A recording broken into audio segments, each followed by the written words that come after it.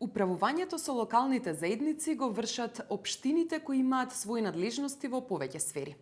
Една од нив е во областа на патниот сообраќај и поделбата на надлежностите помеѓу градот Скопје и општините во градот Скопје. Во ова видео ќе се осврнеме на некои од надлежностите кои општините ги имаат во оваа област. Работите на изградбата, реконструкцијата, рехабилитацијата, одржувањето и заштитата на општинските патишта ги вршат општините, односно градот Скопје. Одржувањето на јавните општински патишта подразбира редовно, зимско, периодично и интервентно одржување.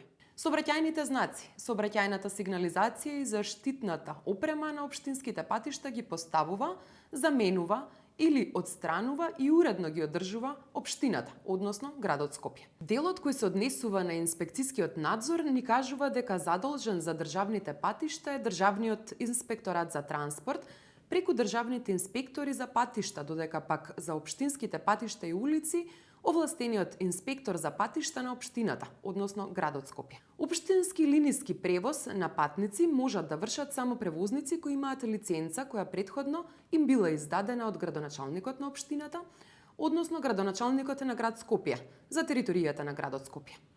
Во општините каде живеат над 100.000 жители, самата општина е должна да организира превоз на патници како јавна служба. Советот на општината, освен советите на општините од градот Скопје, го уредуваат општинскиот линиски превоз на патници на подрачјето на општината, а линискиот превоз на патници на подрачјето на сите општини на градот Скопје го уредува Советот на градот Скопје.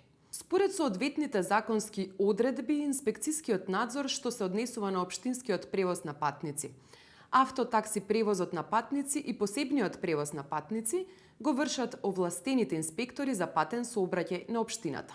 Општините се должни да го уредуваат сообраќајот на локалните патишта и улици во своето подрачје.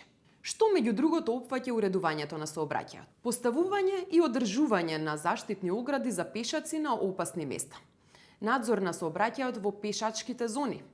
Определување на зони со ниски емисии на штетни гасови од возилата и условите за сообраќај на возилата во истите. Какви типови на зеленило постојат? Дрворед, односно линиски облик на зеленило, поставено по должината на сообраќајницата. Зелен коридор, односно зелена површина долж сообраќајницата и површини за пешачки и велосипедски сообраќај. Заштитно зеленило, односно зеленило што се поставува за да ги изолира зоните со инкомпатибилни намени и има улога на тампон зона за заштита од индустријско загадување, ветер, подземни води, ерозија и свлекување на земјиштето, бучава, прав, непријатни мириси, како и за рекултивирање на јаловиште, депонии и деградирани простори. Чија надлежност е јавното зеленило што представува дел од уличната мрежа. Управувањето со зеленилото, што подразбира подигање, одржување, заштита и реконструкција на зеленилото, е во надлежност на општината, општините во градот Скопје и Министерството за животна средина и просторно планирање. Планирањето на зеленилото во границите на планскиот опфат на град во општините и градот Скопје се врши со генерален урбанистички план кој ги дава основните намени на просторот. Планирањето на зеленилото во границите на планскиот опфат на општината, надвор од град, се врши со урбанистички план и урбанистичко-планска документација. Секоја постапка за сечење, односно кастрење на дрво кое е во општината, тоест дрво за кое надлежната служба утврдува дека има потреба за негово сечење, започнува со барање на физичко лице, правно лице или по службена должност. Потоа, врз основа на поднесеното, надлежните се должни во рок од 7 дена да донесат решение и на видливото место треба да се обележи дека дрвото е за сечење или кастрење со црвена боја на висина од 130 см.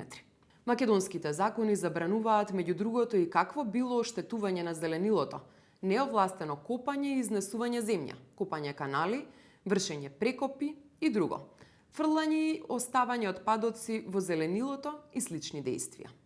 Комуналните инспектори на општината во градот Скопје и градот Скопје го вршат инспекцискиот надзор над спроведувањето на законот кој го регулира урбаното зеленило. Кои се надлежностите на градот Скопје?